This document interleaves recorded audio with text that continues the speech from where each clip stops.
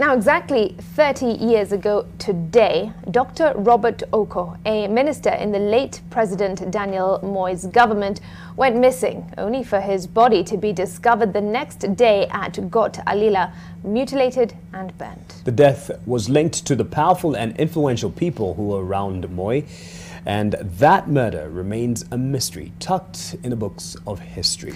However, the burial of President Moi, who has been at the center of conspiracy theories linked to the assassination, was on the same date the body was discovered. NTV's Silas Apollo reports. Just who killed Dr. Robert Ouko?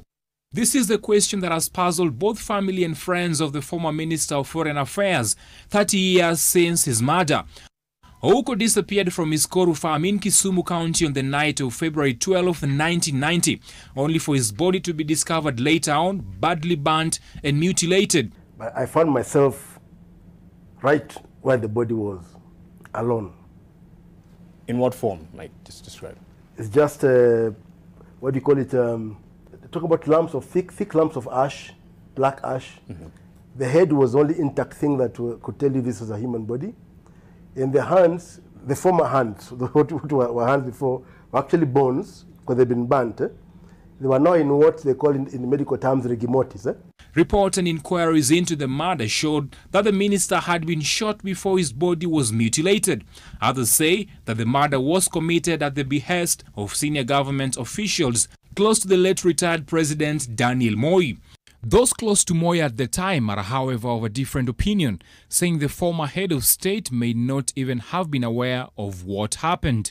I was just a new minister in the government, for instance, and I remember the president asking that who would dare imagine that he would want to harm one of his most loyal ministers, loyal and efficient ministers.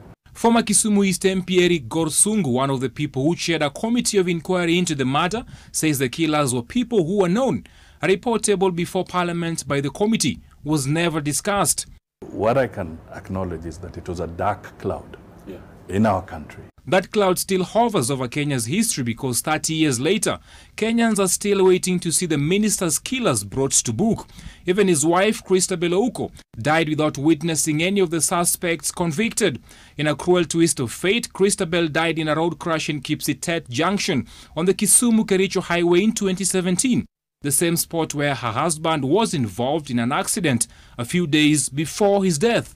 After the death of her husband, Christabel retreated from public limelight and ventured into service to the community to define her legacy and that of her husband.